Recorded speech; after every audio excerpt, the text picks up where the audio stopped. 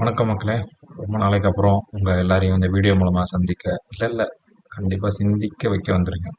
நம்ம எல்லாரும் சிட்டி ரோட்ஸில் சிக்னலை பார்த்துருப்போம். சிக்னல்னால் டிராஃபிக் சிக்னலை சொல்கிறேன். அதில் சிகப்பு, மஞ்சள், பச்சைன்னு 3 கலர் இருக்கும்.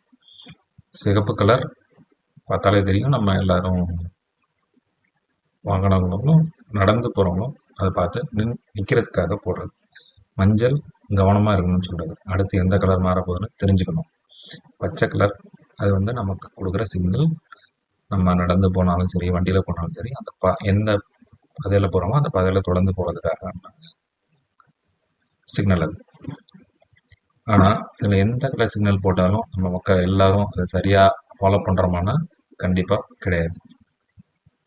ஏன்னா நம்ம எல்லாருக்கும் அவ்வளோ அவசரம். நம்ம போகிற ரோட்டில் சிக்னலை மதித்து ஒழுங்காக போகிறவங்க நிறைய பேர் இருக்காங்க. ஆனால் அந்த சிக்னலை மதிக்காமல் போகிற கொஞ்சம் பேர் தான் பிரச்சனையே. இந்த வீடியோ அவங்களுக்காக மட்டும்தான். இப்போ பாருங்கள், இந்த பச்சை சிக்னலை பார்த்துட்டு கொஞ்சம் குழப்பத்துலேயும் கொஞ்சம் பதட்டத்துலேயும் சிக்னலை கிராஸ் பண்ணலாமா வேணாமான்னு யோசிச்சுட்டு நிற்கிற அந்த குரூப் பாருங்கள். அந்த நேரத்தில் அவங்க குழப்பத்தில் நிற்கும் போது என்ன ஆகும், பின்னாடி வர வண்டி, பெரிய பஸ்ஸு, லாரி அந்த மாதிரி வரவங்க என்ன பண்ணுவாங்க, அவங்க சிக்னல் போட்டாச்சு அவசரமாக போகணுங்கிறதுனால கண்ட்ரஸாக ஹார்ன் அடித்து அவங்கள இன்னும் பதட்டமாக்கிடுவாங்க. ஸோ நான் நேரடியாக சொல்கிறேன், சிக்னலை பற்றி கவலைப்படாத அந்த 5% மக்களால் தான் அந்த சிக்னலை தாண்டிட்டா நம்ம ஏதோ சாதிச்சிட்டோன்னு நினைக்காம மற்றவங்களுக்காகவும் அவங்களோட குடும்பத்துக்காகவும் ஒரு நிமிஷம் யோசித்து சிக்னலை மதித்து நடந்தாங்கன்னா நம்ம எல்லாருக்குமே ரொம்ப நல்லது.